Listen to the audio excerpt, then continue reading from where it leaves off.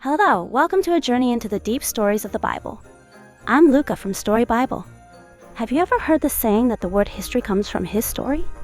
Today, I want to talk about the decisive event that split human history into BC and AD, the birth of Jesus. We celebrate Christmas every year, but we often miss what actually happened that night in Bethlehem and the real meaning hidden behind the facts.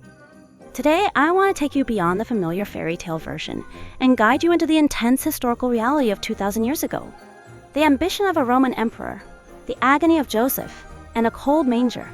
When we piece these fragments together, a surprising picture emerges that we never knew before. Do you have your coffee ready? Then, let's begin. To understand the background of this story, we first need to know the man who ruled the world at that time. Luke chapter 2 verse 1 begins like this.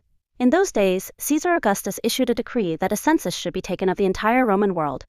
Here, Caesar Augustus is the first emperor of Rome. He was the absolute ruler who established the Pax Romana, the peace of Rome. He called himself the Son of God and ordered a census to tax the entire world. Think about it. The whole world moved at the word of the Roman emperor. It caused chaos as countless people packed their bags and traveled to their hometowns. On the surface, it seemed like the emperor's power was moving the world. However, paradoxically, because of this emperor's order, a prophecy made by the prophet Micah 700 years earlier was fulfilled. But you, Bethlehem Ephrathah, though you are small among the clans of Judah, out of you will come for me one who will be ruler over Israel.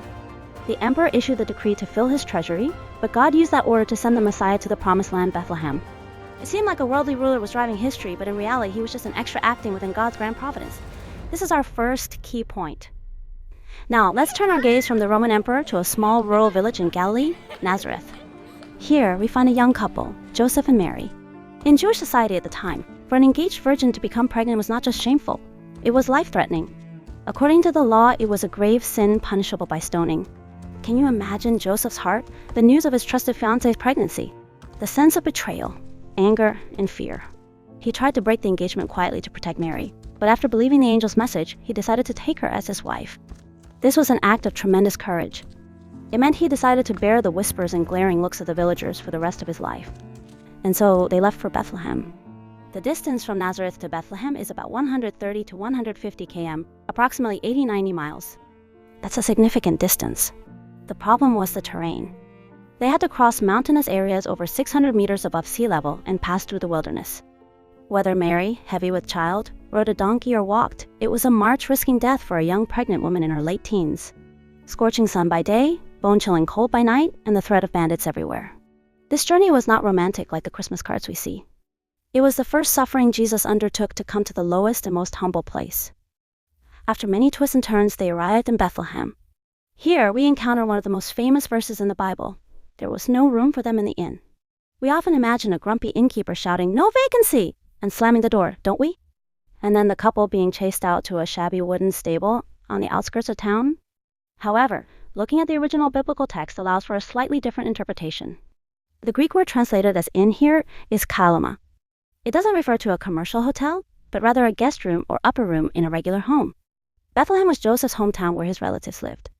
Considering the Jewish culture of hospitality, it is highly unlikely that relatives would have turned Joseph away. Most likely, the guest room kalama was already full of other relatives who had come for the census. So, the place Joseph and Mary stayed was likely the lower floor of the house, the space where animals were kept at night.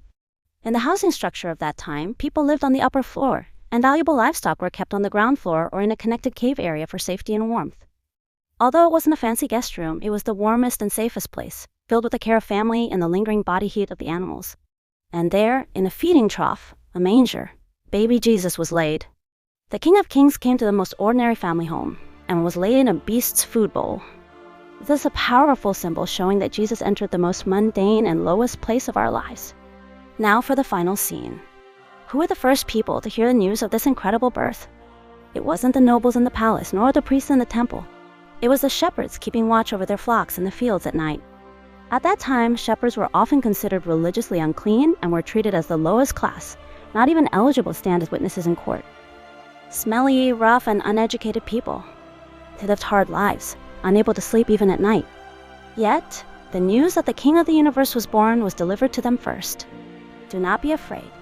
I bring you good news that will cause great joy for all the people. If Jesus had been born in a palace, the shepherds wouldn't have dared to go near him. But because Jesus was in a manger, even the smelly shepherds could approach him without hesitation and kneel. This is the core of the gospel. God's radical love invites everyone, the unqualified, the marginalized, and ordinary people like us.